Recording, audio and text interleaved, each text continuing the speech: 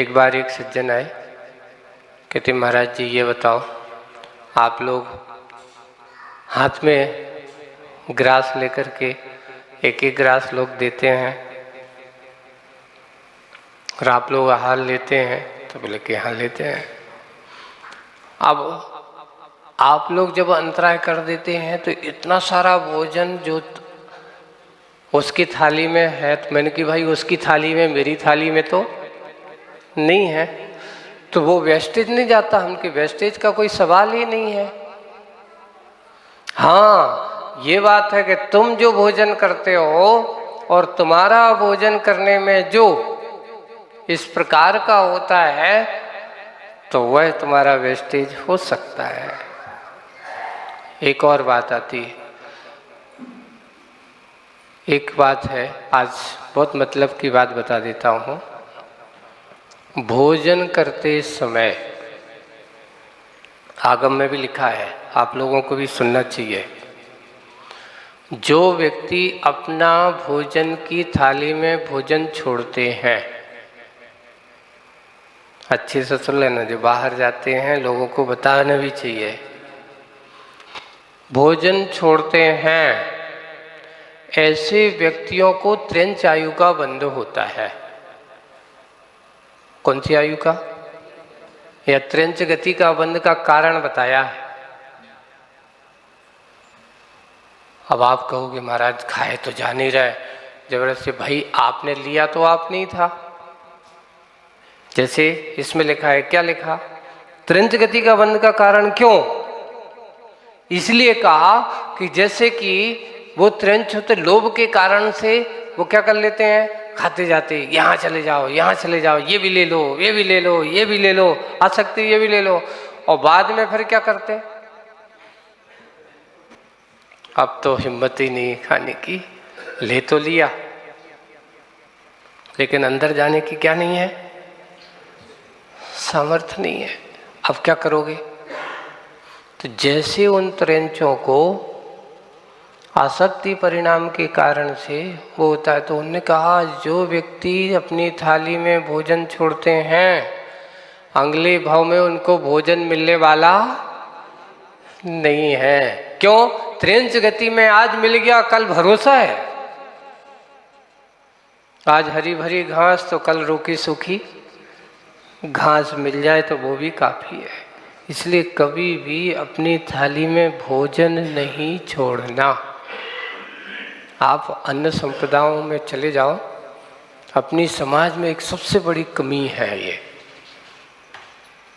हम शादी विवाह में या कहीं पर भी जाते हैं या कार्यक्रम धार्मिक अनुष्ठानों में जाते हैं, जब वहाँ जाकर के देखते हैं तो थालियों में डस्टनों में ऐसा पड़ा होता है कि लोग उसकी कीमत नहीं समझते। और जो भोजन की कीमत नहीं समझता उसके जीवन में अगले भाव में भोजन मिलने वाला या तो नरक में जाएगा तो भोजन नहीं मिलेगा, त्रेंच में जाएगा तो वहाँ कोई ठिकाना नहीं रहेगा। अब देवों में ऐसे व्यक्ति देवगति में नहीं जाते। इसलिए कर्म के बारे में सोचना, विचार करना, आज मेरा कर्म का अच्छा होता है तो अच्छे कर्म का होता है मैं फेंक दो, नहीं, ये सोचो। भारत में क्या पूरे विश्व में ऐसे लोगों का सर्वे आया है कि आज भी विश्व में ऐसे 30% लोग ऐसे हैं। कितने परसेंट लोग? 100 में से 30% ऐसे लोग हैं जिन्हें एक वक्त का भोजन अच्छे से नसीब नहीं होता। लेकिन तुम्हारा कर्म का उदय अच्छा है कि कम से कम आज आपको क्या मिलता है, एक टाइम क्या 2 टाइम भी खाने चाहिए, जितनी बार भी खाना चाहें तो हमें उतनी बार का भोजन अच्छे से। अपने कर्म के चिंतन करना, अपने उस कर्म के बारे में सोचो, उनके बारे में सोचना जिन्हें एक वक्त के भोजन के लिए जंगलों की खाक छानना पड़ती है, जगह जगह भटकना पड़ता है, सरों पर भोजन लेकर के ढूंढना पड़ता है। उनके पाप कर्म का उदय और अपने पुण्य कर्म का उदय चिंतन करना। कहीं आज हमारा कर्म आगे जाने वाले उनके लिए ऐसा बंध का कारण ना हो, ऐसा हमें विचार करना। जब भी कभी ऐसा हो तो एक बार एक जगह एक महोत्सव में हमने एक योजना बनाई।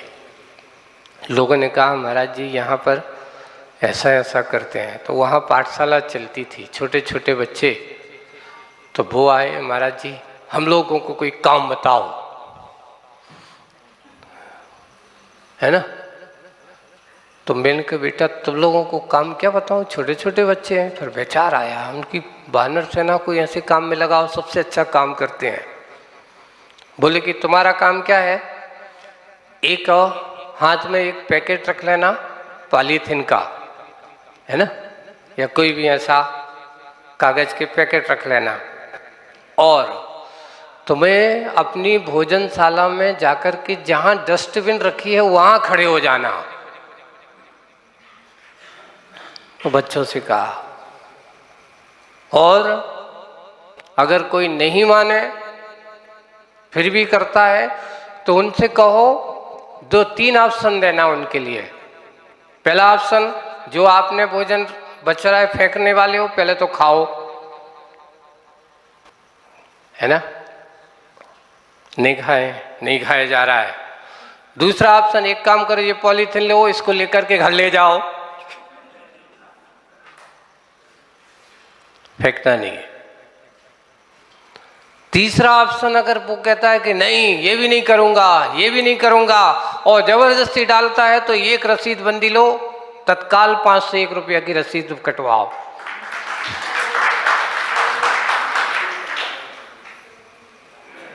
अब क्या करना है, 3 ऑप्शन है, और अंकल और आंटी के अलावा और कुछ नहीं बात करना है, या दादा दादी हैं इसके बात करना है।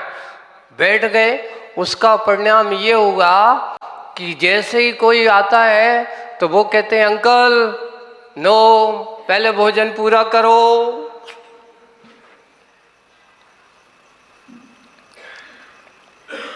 फेंकना नहीं है। बंधुओं, चिंतन करो, विचार करो। आज हमारे पास जितना भी कर्म का क्षेम है, वीरांतराय कर्म का क्षेम है, अंतराय कर्म का क्षेम है, भोग नाम का अंतराय कर्म का क्षेम है, तो ये हमारे लिए जितना भी जो मिलता है, ये किसी दूसरों के बारे में मत सोचना कि इनके निमित्त से मिला, नहीं, तुम्हारे पुण्य कर्म का उदय है जो आज तुम्हारे लिए हाथ पे सब कुछ चीज मिल रही है। आपकी सेवा में इतने सारे लोग लगे हैं, आपकी इस सेवा में तत्पर हैं, आपकी व्यवस्थाओं में तत्पर हैं। नहीं महाराज मैं उनको पैसा देता हूं इसलिए वे हमारी सेवा में लगे, नहीं, आपके पास इतना क्या है पुण्य कर्म का उदय कि आप उनका भी जीवन चल रहा है, लेकिन तुम्हारे जीवन में भी उनका सहयोग बहुत जरूरी है। इसलिए कर्म का चिंतन करो, जीवन के रहस्य को समझो।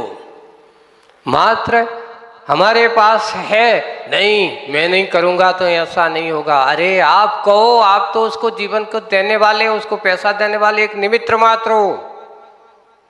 उसका जीवन अपने कर्म के कारण से चल रहा है, आपका जीवन आपके कर्म के कारण से चल रहा है, इसका चिंतन है। और एक बात विशेष ध्यान से रखना, हमारा अगर पाप कर्म का उदय चल रहा हो, है ना, तो आपके अपने सहयोगी भी वे भी किनारा काट करके बाहर निकल जाते कि भैया अभी हमारे पास तुम्हारे पास सहयोग करने का समय नहीं है।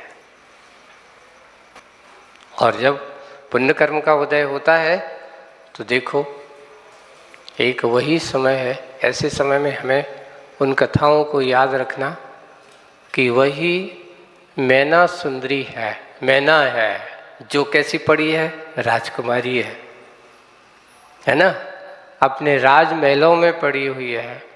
बेटा उसकी परिवार अच्छे राजमहलों में अच्छी पढ़ाई लिखाई हुई है, लेकिन कब कहाँ किसका क्या मान अभिमान किस प्रकार का क्या निमित्त बन जाता है।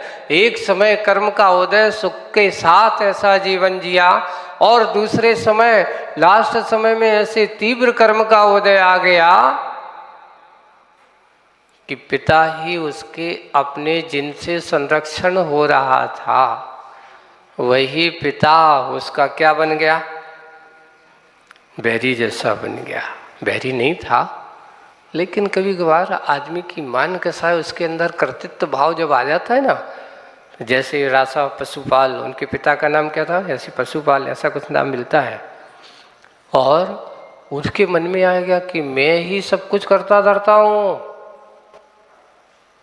मैं ही इसका उपभोक्ता हूँ, अगर मैं ना करूँ तो ये सब मुखे मर जाएं।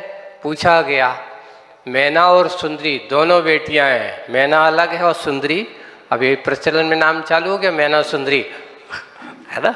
दोनों बेटियां अलग अलग हैं, पर अंतर इतना है कि मैना ने कर्म सिद्धांत के रहस्य को समझा था। उसने जाकर के मुनि राजाओं के पास जैनागम के रहस्य को समझा था। आरिकाओं के पास बैठ कर के उसने कर्म सिद्धांत को, उसको पुराना श्रीपाल चरित्र पढ़ना, उसमें लिखा है कि उसने ऐसे कर्म के सिद्धांत को पढ़ा और पढ़ कर के श्रद्धान का विषय बनाया, उसने अपने अंदर के ज्ञान का विषय बनाया, और ज्ञान का विषय बना करके उसने चिंतन किया। और चिंतन करके क्या हुआ? जब पिता ने पूछा, ये बताओ बेटी, तो सुंदरी बड़ी होगी या मैना छोटी होगी? दोनों में से कोई भी होगा, मैना सुंदरी दोनों से। एक से पूछा कि बताओ तुम किसके भाग्य का खाते हो? तो उसने कहा, पिताजी हम तो सब आपका ही, जो कुछ है आप ही उसके मेरे कर्ता धर्ता हो। पर मैना से पूछा कि ये बताओ तुम, तो वो तो कहता है मैं किसी का नहीं, मैं तो अपने भाग्य का खाती हूँ। पिता कहता है मेरा सब कुछ किया धरा, और कह रही कि मेरे भाग्य का खाते हूँ। अच्छा ये बताओ, कोई तुम्हारे लिए घर में भी ऐसा कहना है, अगर मैं ना करूँ तो भूखे मर जाए, ऐसा कहे कोई, तो उसकी धारणा बहुत बड़ी गलत है। आपका संबंध, नियोग संबंध, एक निमित्त नैमित्तिक संबंध जो बना, ये भी एक कर्म का ही उदय है। अगर आप पति पत्नी की व्यवस्था कर रहा है या पत्नी पति की व्यवस्था कर रहा है, तो ये भी एक कर्म का उदय है। एक दुकान पर बैठ कर के वो घर संभालता है, एक घर में रह कर के अपने घर को संभालती है। देखिए, बिल्कुल कहा, पति अपने बाहर की व्यवस्था देखता है पुरुष, तो पत्नी अपने घर की, स्त्री जो होती है अपने घर की अंतरंग की व्यवस्था देखती है। जब दोनों व्यवस्थाएं ठीक होती तब गृहस्थी मार्ग चलता है। अकेली एक व्यवस्था से तुम कहो कि मैं ना कमाऊं तो तुम खाओगे क्या, तो वो भी कहते मैं ना बनाऊंगे तो तुम खाओगे क्या। ऐसा भी कह देना चाहिए, तुम कमाओगे नहीं तो खाओगे क्या, तो वो कह दे कि मैं भी कह दूं कि मैं नहीं बनाऊंगी तो तुम कमा लो। दोनों का अपना अपने से एक दूसरे का अनोन संबंध है, एक दूसरे से जुड़ कर के चलने वाले हैं। ऐसा ही निमित्त निमित्त गृहस्थ जीवन में यही होना चाहिए एक दूसरे के। कभी किसी को ये नहीं कहना चाहिए कि मैं नहीं करूँगा तो तुम क्या करोगे, नया उसका संयोग, उसको अपना कर्म का उदय है। मैना के साथ जब ऐसा कहा तो पिता को गुस्सा आ गया। पिता ने क्रोध के आवेग में आकर के कहा कि अच्छा तू मेरा कुछ भी नहीं करती खाती है? बोले कि नहीं, मैं तो अपना कर्म का है।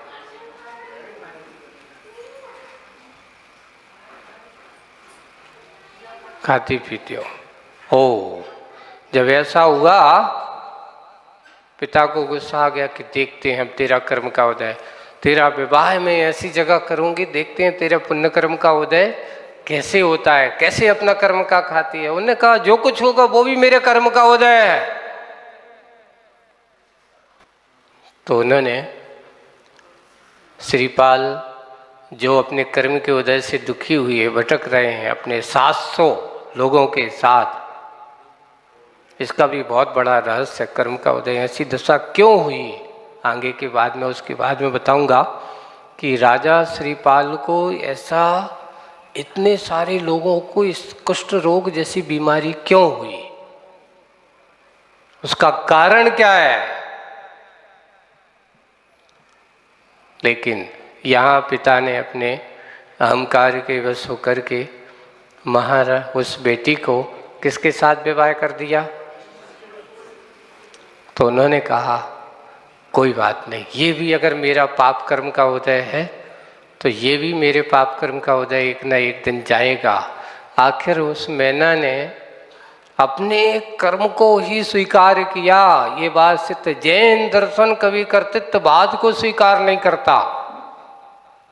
जैन दर्शन हमेशा अपने कर्म सिद्धांत को, और ये बात मात्र जैन दर्शन ही सनातन धर्म में भी कहा, जितने भी हो आप गीता के उन प्रश्नों को उठा के ना कि जो जैसा करेगा वैसा पाएगा। यहाँ कोई किसी का कर्ता नहीं है।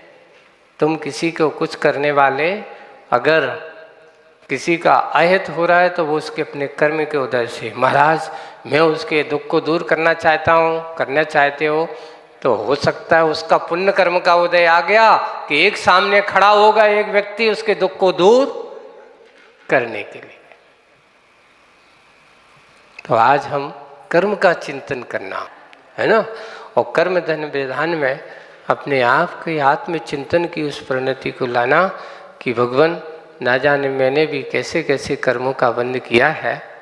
आज सिद्धों की आराधना के इस पावन महोत्सव में अपने उस कर्म के सिद्धांत के रहस्य को समझना, ये मेरा अपना कर्म है, मैंने भी ना जाने ऐसे कर्मों का बंध किया है, पर मैंने आज तक अच्छाई को ग्रहण कम करने की कोशिश की, बुराइयों को ज़्यादा ग्रहण की है।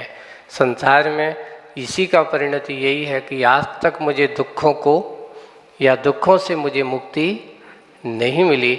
मैं अपने दुखों से मुक्ति चाहता हूँ। मैं उस आनंद को परम आनंद में परिवर्तित करना चाहता हूँ। भगवान बस इसमें निमित्त अगर कोई होगा तो आपकी भक्ति ही मेरे उस परम आनंद में कारण होगी। हम सब उस परम आनंद के निमित्त ऐसे सिद्धों की आराधना का ये महोत्सव को कर रहे हैं, और इस आराधना में हम भी अपने कर्म सिद्धांत को समझें, अपने कर्म के रहस्य को समझें और उनको दूर करके आत्मिक सुख के आनंद को प्राप्त करें। इसी भावना के साथ बोलिए अनंत अनंत सिद्ध परमेष्ठी भगवंतों की।